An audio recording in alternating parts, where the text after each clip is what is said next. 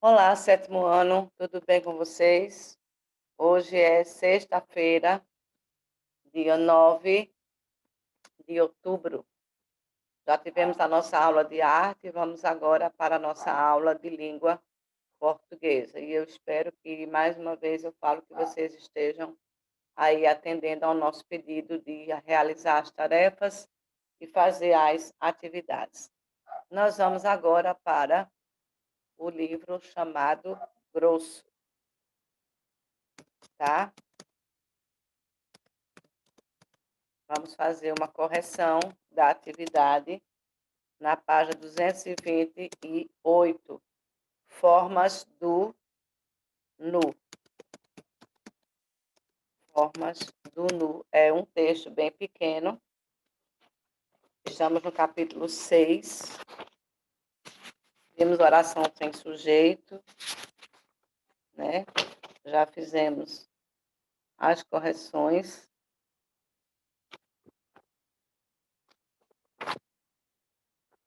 E vamos aí para as formas do nu. Como é pequena, eu vou ler novamente. O homem é o animal mais vestido e calçado. Primeiro, pano e feltro. Se isola do ar, abraço. Depois, a pedra e cal, de paredes trajado. Se defende do abismo horizontal do espaço. Para evitar a terra, calça nos pés sapatos. Nos sapatos, tapetes. E nos tapetes, assoalhos. Soalhos. Calça as ruas e, como não pode todo o mato, para andar nele estende passadeiras de asfalto. João Cabral de Melo Neto. Vamos lá para a correção.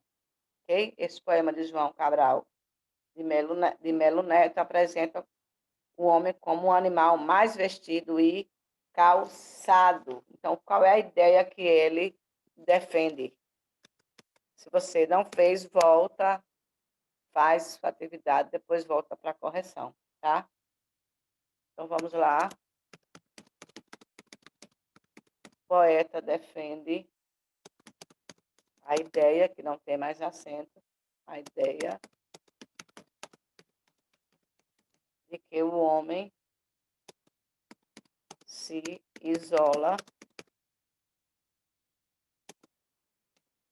do mundo.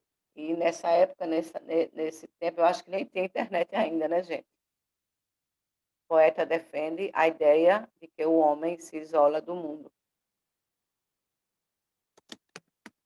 ao seu redor, por meio de aqui, por meio de roupas, vírgula, cal,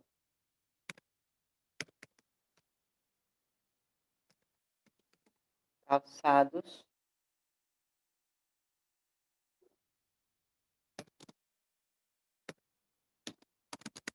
paredes, vírgula, asfalto. Ruas, né? Agora vamos para... Ah, não. Deixa eu fazer aqui. Ótimo. 2. Por essa perspectiva, podemos afirmar que o homem vive sempre em contato com a natureza? Ele está em contato com a natureza? A resposta é não. O homem vive se isolando.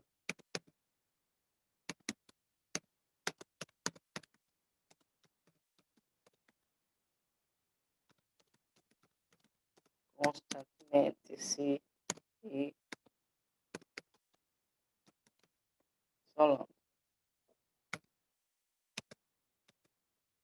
Terceira questão. Tá ok aqui. Reler os versos. Para evitar a terra, calça nos pés sapatos, nos sapatos tapetes e nos tapetes soalhos. O verbo destacado calça é pessoal. Por que é pessoal? Porque ele pode fosse impessoal, não concordaria. Porque ele pode concordar,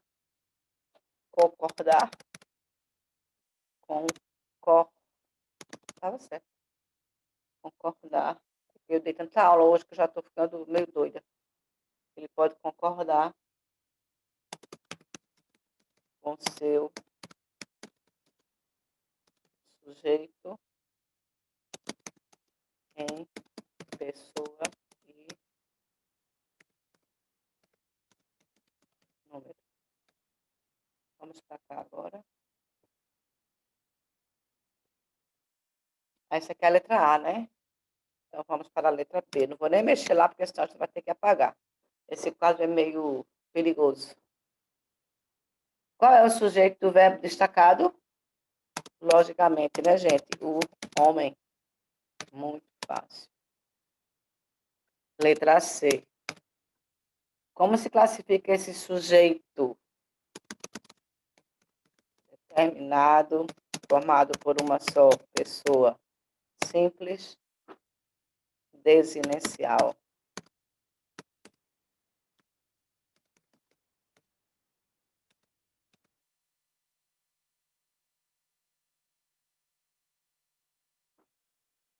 Letra C. Agora é a quarta questão. O que seriam as passadeiras do asfalto? Estradas. Deixa eu botar aqui. Estradas asfaltadas. Foi aqui a letra B, né? Aqui o homem. Deixa eu ver se eu consigo botar, tá? Sumiu. Estradas asfaltadas.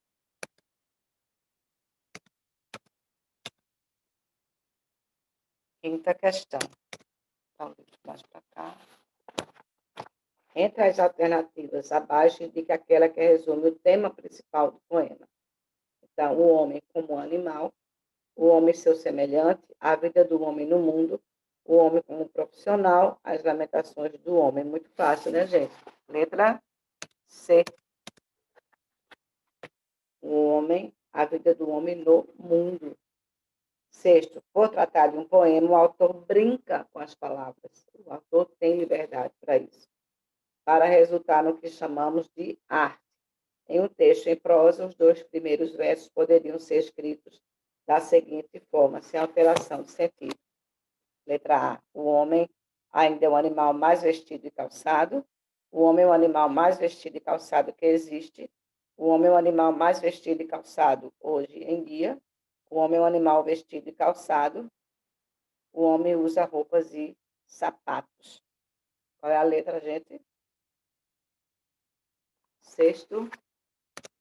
Letra B. Quem acertou, parabéns. O homem é o animal mais vestido e calçado que existe. Deixa eu dar uma olhada aqui. Se eu já corrigi essa atividade aqui. Eu acredito que sim, mas aí não tenho certeza.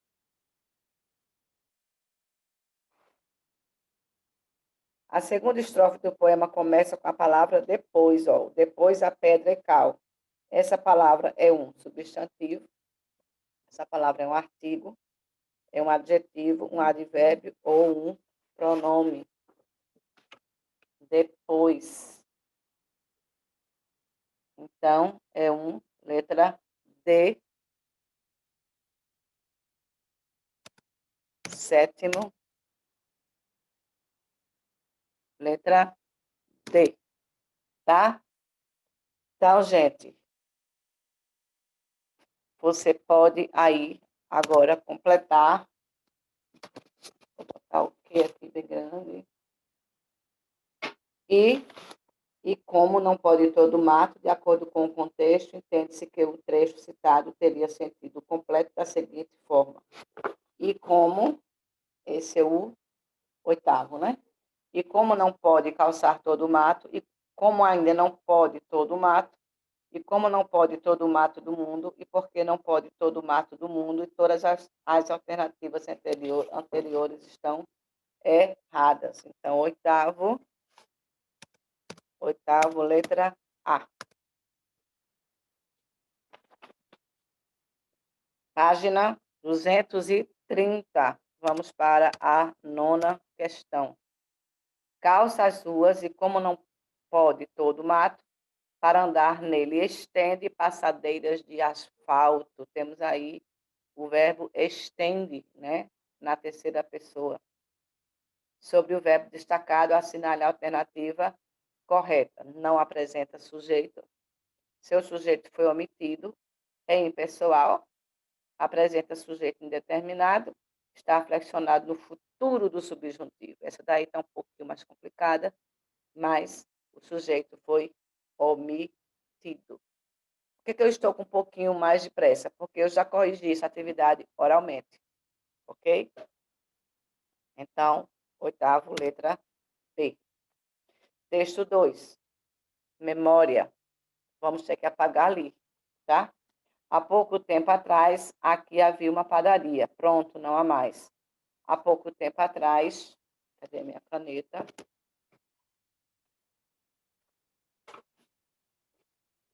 Aqui, há pouco tempo atrás, aqui havia uma casa cheia de cantos e recantos, corredores impregnados de infância em encanto. Pronto, não há mais.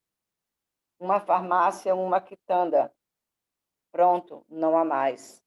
A cidade destrói, constrói, reconstrói. Uma cidade, um bosque. Pronto, nunca mais. Rosiana Murray, uma das maiores poetas da nossa língua. Acerca do texto memória, esse texto 2 é correto afirmar que essa aí foi a atividade de casa. Então, vamos aqui apagar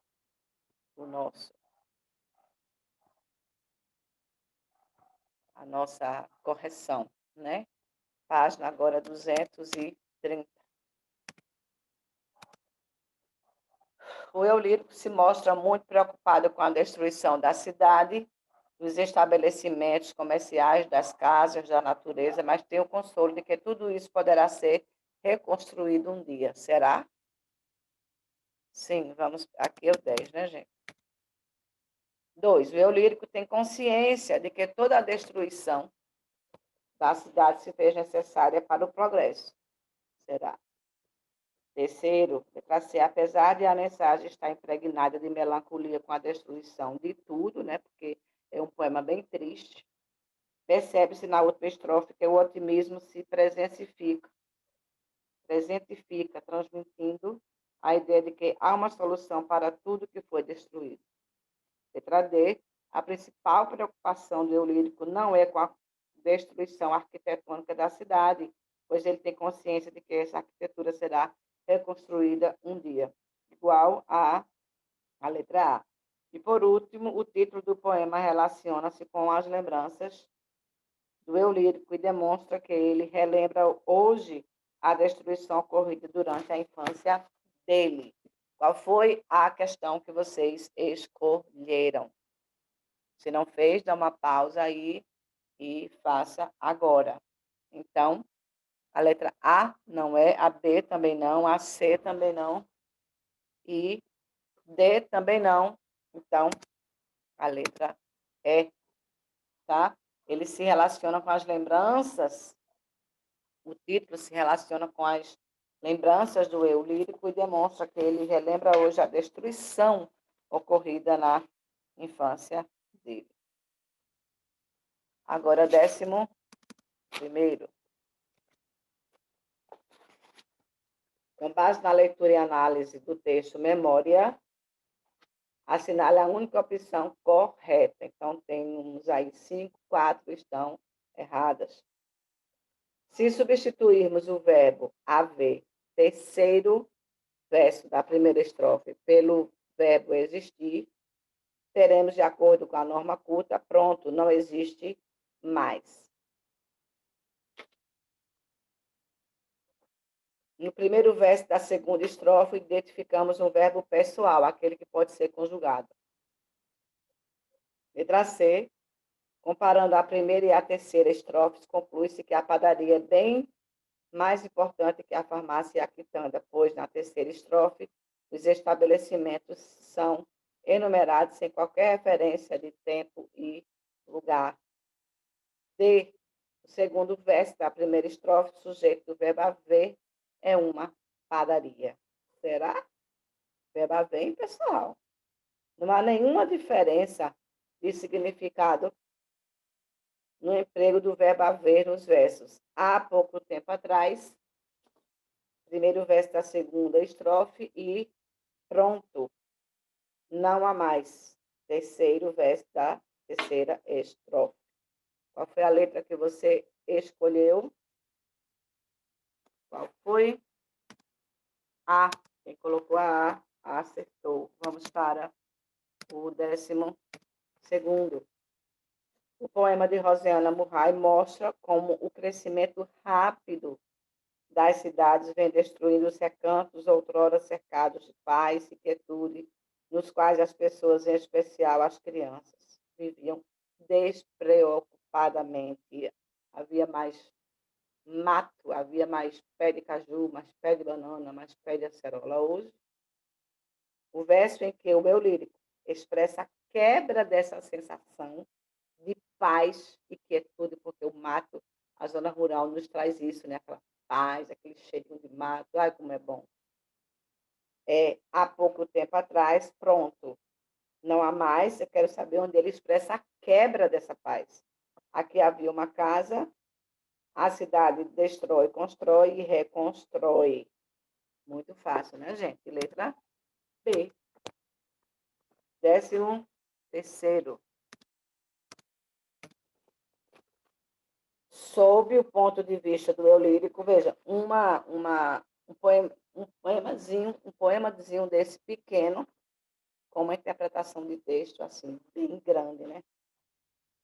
Sob o ponto de vista do eu lírico, o poema deixa claro que o homem, aos poucos, vai mudando a estrutura física do lugar onde vive, lentamente vai modificando o meio ambiente em que vive, ao destruir a flora e a fauna, tem consciência de que nunca mais serão recuperadas. Nas ações de destruir, construir, reconstruir, não se preocupa com a natureza. Sob o ponto de vista do eu lírico, o poema deixa claro que o homem, tá? Não é o eu lírico, o homem é o principal agente de mudança na vida urbana e nunca mais se construirá os prédios que outrora destruiu. É uma questão em que as alternativas são bem parecidas e você tem que pisar em ovos para que você não erre. Então, aí a letra D é a correta. Nas ações de destruir, construir e reconstruir, não se preocupa com a natureza, o homem. Tá? Aí uma casquinha de banana bem assim, para quem não presta atenção. 14º, na segunda estrofe, a casa aparece associada à ideia de bagunça, pois havia muitas crianças nos corredores, barulho, pois havia muita gente cantando, felicidade, pois nela havia encanto, riqueza, pois era muito grande, cheia de corredores, desilusão, pois o encanto da casa acabou quando a infância se foi. Então, 14º, também fácil, letra C, felicidade, pois nela havia encanto. Passei até um poema concreto para vocês, né? 15º, vamos fazer agora. Tarefa de classe feita em casa. Entre as orações, opções abaixo, retiradas do poema Memória, indique aquela que é uma forma verbal, que não apresenta sujeito, então oração sem sujeito. Havia, recantos, destrói, constrói e reconstrói. Qual é o verbo aí, gente? Você for esperto, então você vai dizer que a letra A, verbo haver. Ele é impessoal. Aqui tem uma indicação de filme, o poeta é um belíssimo filme, O Carteiro e o Poeta, conta a história da amizade entre o poeta chileno Pablo Neruda, exilado político na Itália, e um homem humilde, semi-analfabeto, contratado com seu carteiro. Então, vou assistir esse filme. Pablo Neruda, um dos maiores poetas. Temos muitos, né, gente? Muitos, muitos, muitos. Leia o trecho a seguir de A Flor e a Náusea. Olha aí que interessante, de Carlos Drummond de Andrade. Vamos lá, sento-me no chão da capital do país às 5 horas da tarde e lentamente passo a mão nessa forma insegura. De lado das montanhas, nuvens maciças avolumam-se. Pequenos pontos brancos movem-se no mar, galinhas em pânico. É feia, mas é uma flor. Furou o asfalto, o tédio, o nojo e o ódio. Um trecho difícil de você entender, né? Como eu já falei. Há textos bem grandes que são bem mais fáceis. Isso daí é as vozes líricas do texto são muito assim, muito incógnitas, né? São muito, você não sabe o que é que elas querem dizer. Mas vamos lá. Existem diferenças entre o modo como as vozes líricas dos poemas de Carlos Drummond e João Cabral estabelecem relações críticas com o meio urbano. Então, vamos lá.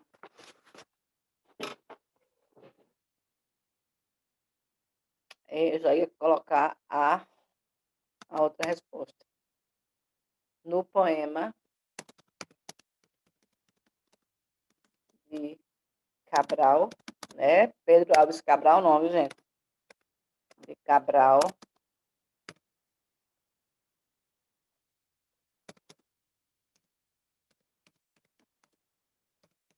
Uma descrença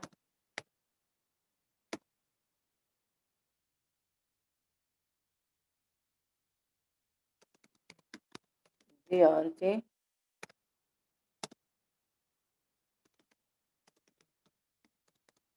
das construções feitas pelo homem. Então, há uma melancolia, há uma tristeza por se ter derrubado as árvores e construírem asfaltos, né? A zona urbana. Então, no poema de João Cabral de Melo Neto, há uma descrença diante das construções. Ok?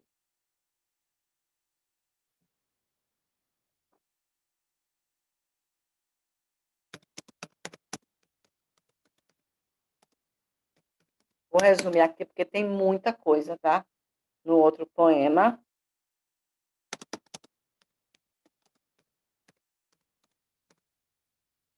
A voz lírica é tomada por um instante de alegria.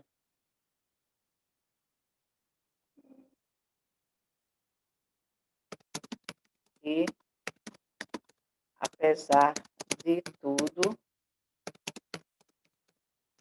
o homem ainda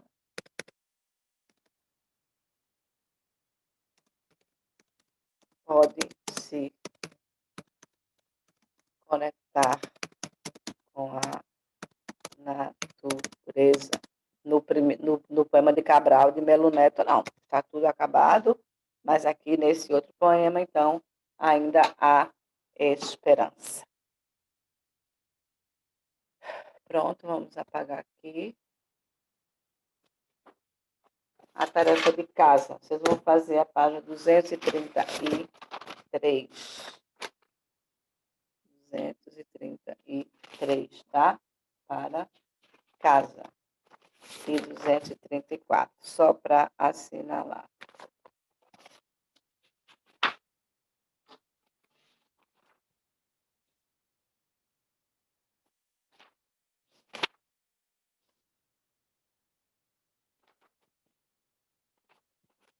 Vamos falar um pouquinho aqui sobre a concordância verbal, tá? Então, ó, tem aí concordância verbal, página 240. Leia a tirinha. Como estão as coisas aqui no sertão, Arthurzinho? Tudo na mesma, deputado.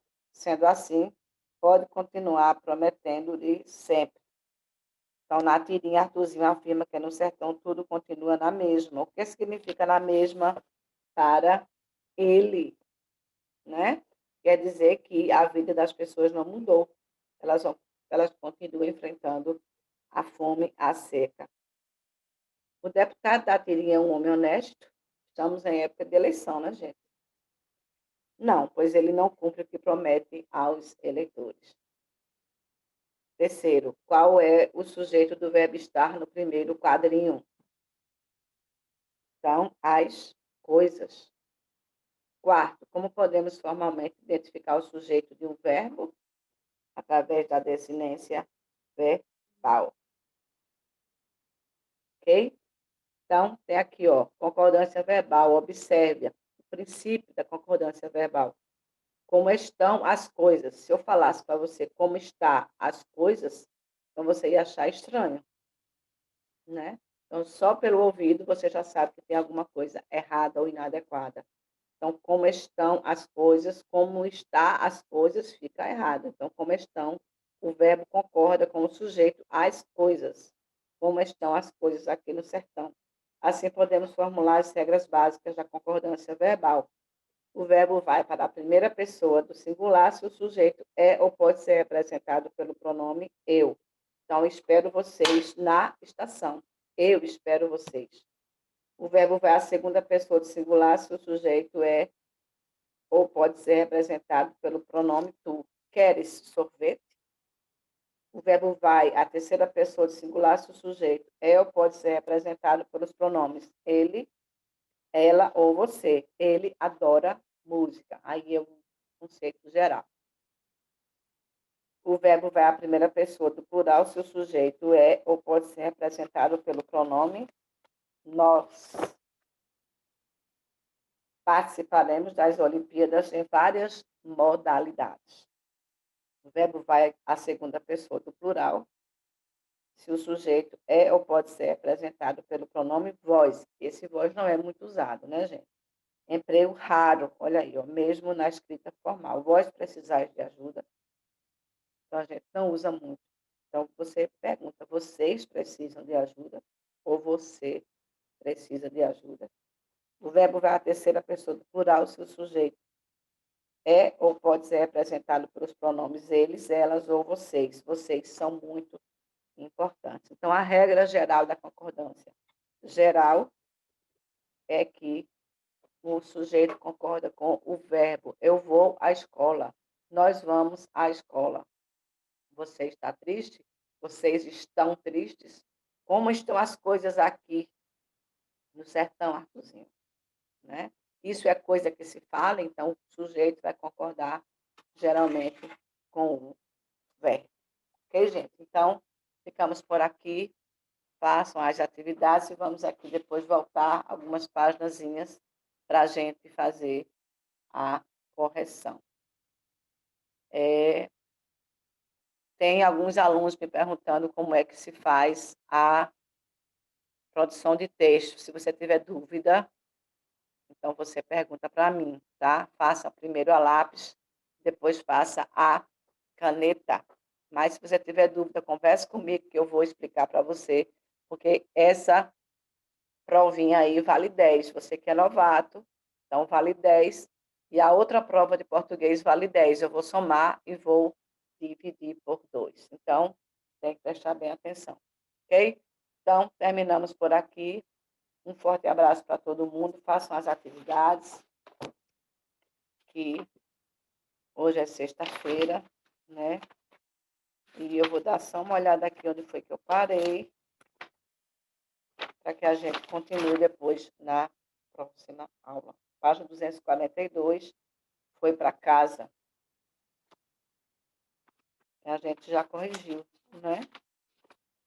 Gato que brinca na rua. Falta correção. Pronto, gente? Então é isso. Um forte abraço e até a próxima.